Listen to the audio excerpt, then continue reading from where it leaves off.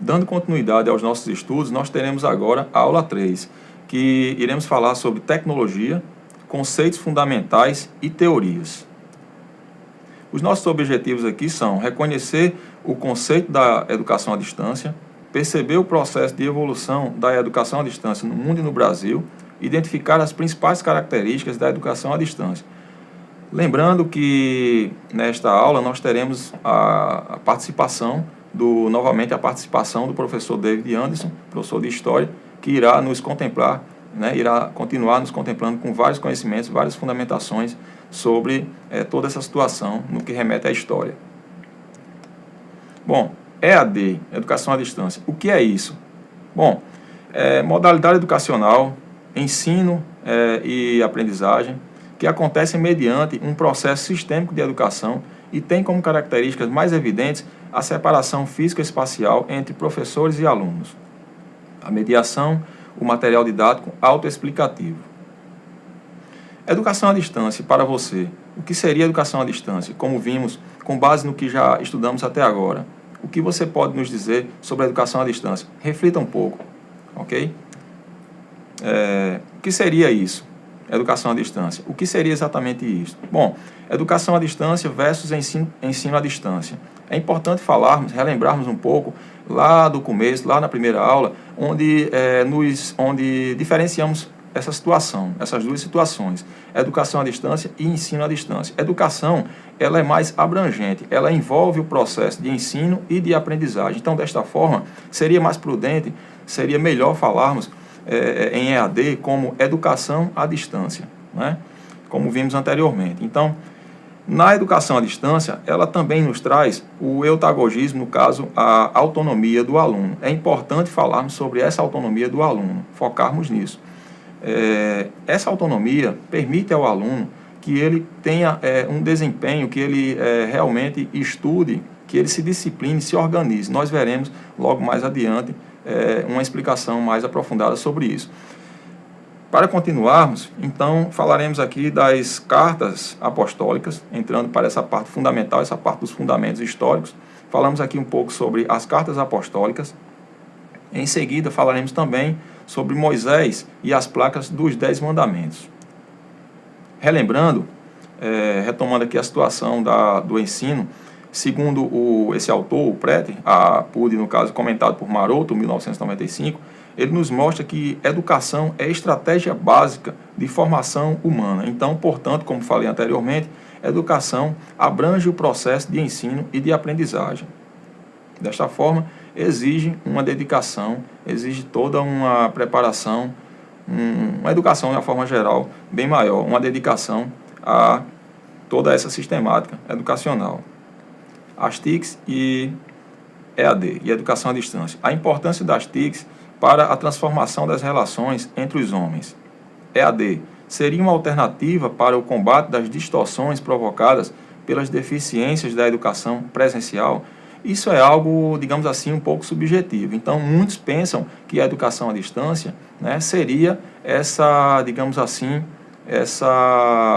daria essa grande contribuição, seria esse remédio, digamos assim, essa panaceia para que tivéssemos aí uma educação de maior qualidade.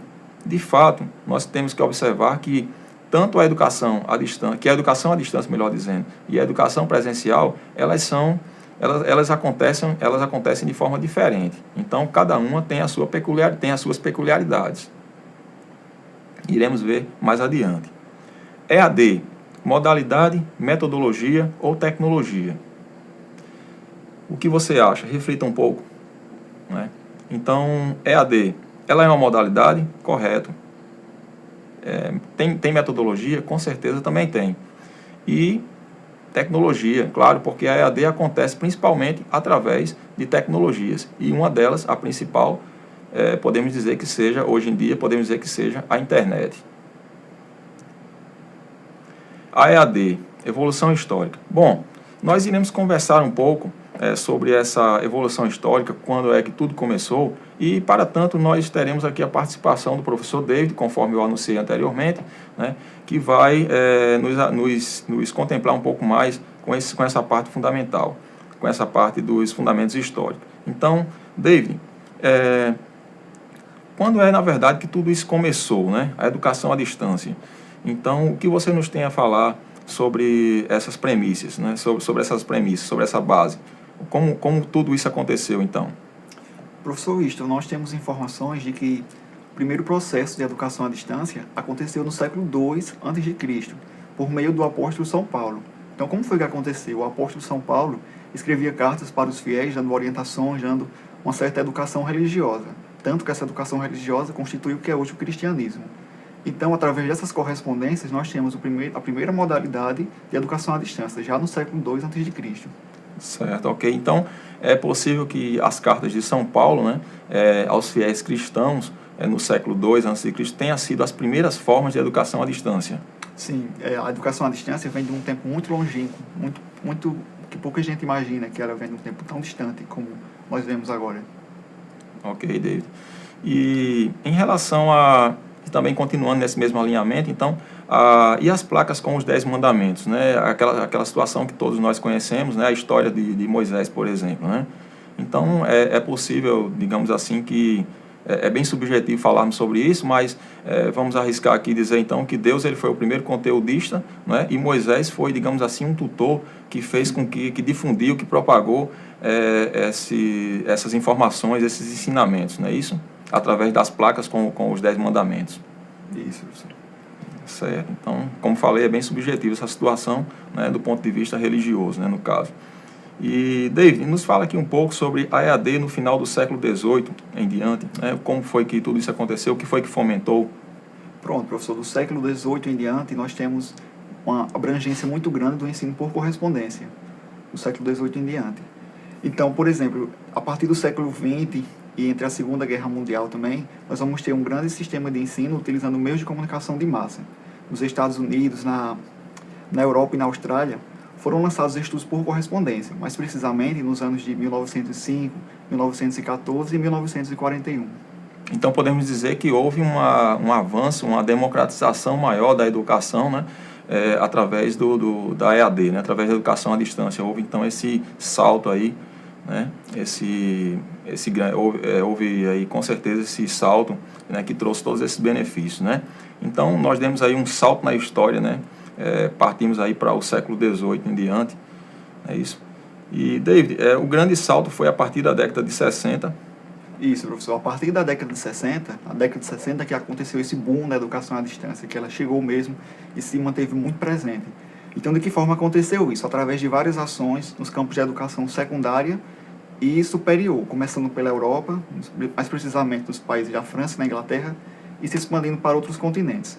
Então, atualmente, a educação à distância está presente em mais de 80 países. É interessante, né? Continuando aqui, então, David, e agora vamos aqui trazer para a nossa realidade. Então, essa trajetória da EAD no Brasil, né? Essas primeiras experiências, então, como é que tudo isso aconteceu no Brasil? Bom, professor, a primeira aparição da educação à distância no Brasil será em 1939, com a implantação do Instituto Rádio Monitor. Um pouco depois, em 1941, teremos uma que já nos é muito conhecida, que é o Instituto Universal Brasileiro. O Instituto Universal Brasileiro, vale ressaltar, foi fundamental para a formação profissional, para preparar as pessoas para o mercado de trabalho. Então, era voltado para esse público adulto, para o público da zona rural, que não tinha muito acesso à educação. Então, foi um estudo por correspondência fundamental neste sentido. Ok, então as pessoas elas tinham acesso a essa educação, né, que, como você falou, o Instituto Universal Brasileiro, em 1941, né, ele proporcionou, digamos assim, uma educação profissional, né?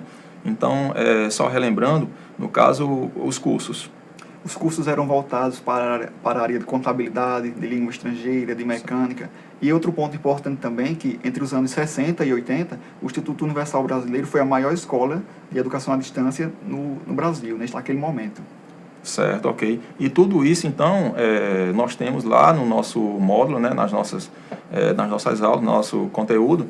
E é importante, eu gostaria de ressaltar aqui a necessidade de vocês, então, realizarem pesquisas, né, de vocês se aprofundarem mais sobre essas questões aqui, porque com certeza o assunto ele é bem interessante e é bem empolgante também em relação à pesquisa, né? Com certeza todos vão gostar. Nós aqui estamos pontuando, estamos colocando aqui alguns exemplos que com certeza vão deliberar outras ações em relação à pesquisa.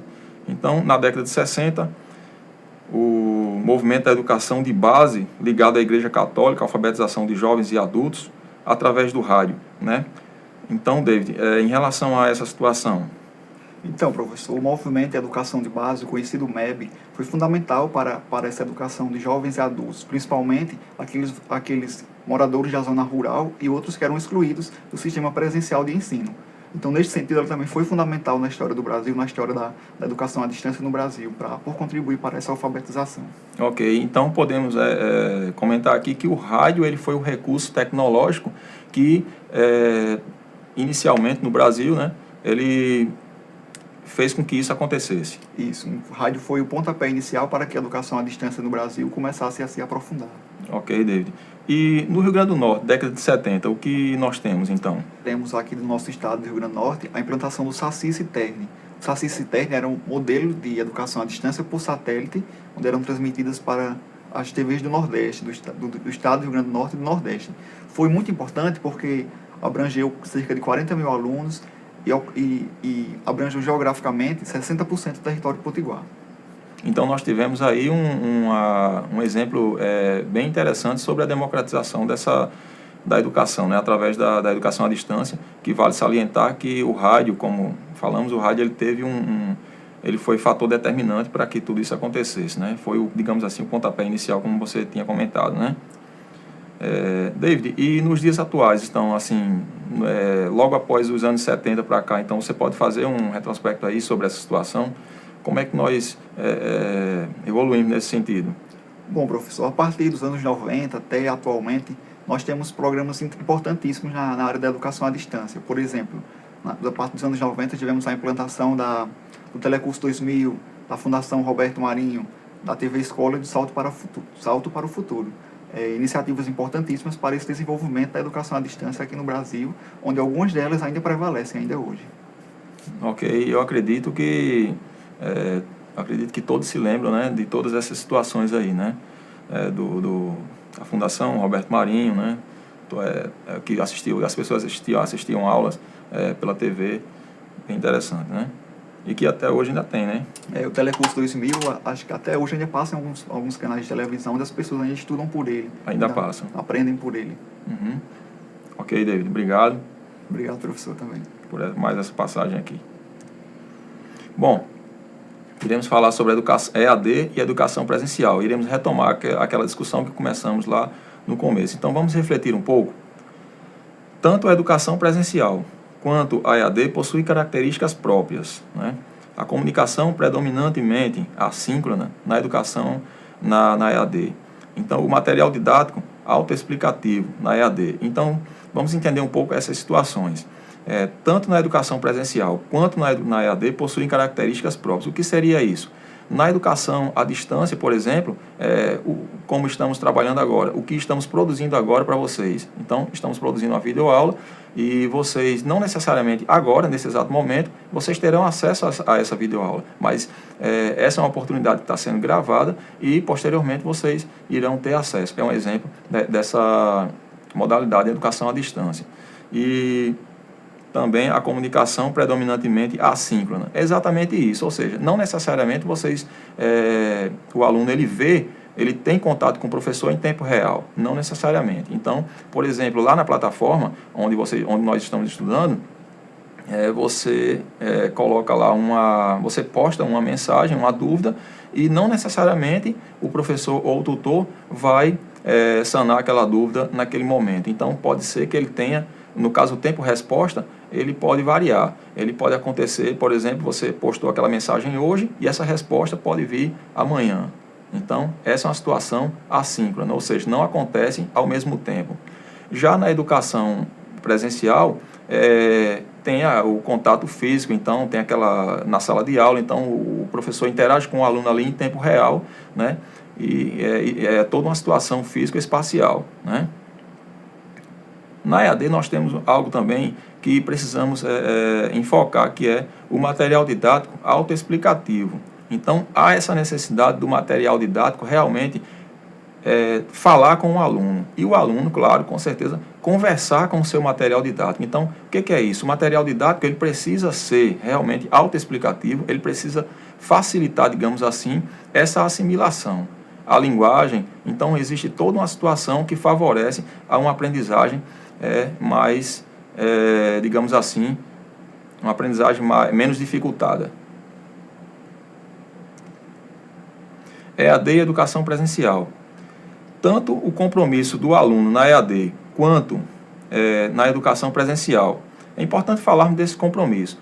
Bom, costumo dizer que o aluno na educação presencial e o aluno da educação presencial e o aluno da educação à distância, esse aluno, quando sai da educação presencial para a educação à distância, ele não muda seu comportamento. Geralmente ele não muda seu comportamento. Então, se o aluno ele foi, digamos assim, negligente, digamos assim, ele não teve tanta disciplina, se ele não foi um aluno organizado lá na educação presencial, normalmente na educação à distância ele continua com esse mesmo comportamento, apresentando esse mesmo comportamento. O que na educação à distância, isso é, digamos assim, intolerante, é algo totalmente inconcebível, tendo em vista que o aluno precisa dispor de uma disciplina maior, de uma organização maior do seu tempo para os estudos.